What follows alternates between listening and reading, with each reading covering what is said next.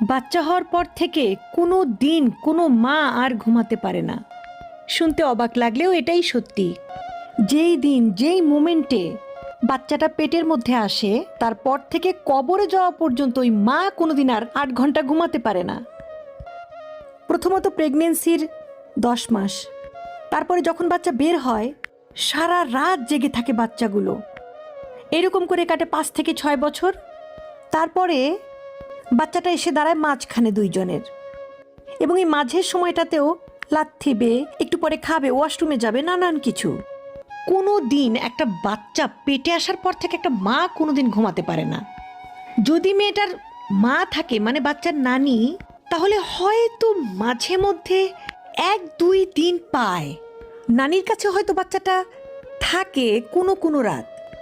সেই রাতগুলো ঈদের রাতের চেয়েও বেশি আনন্দের।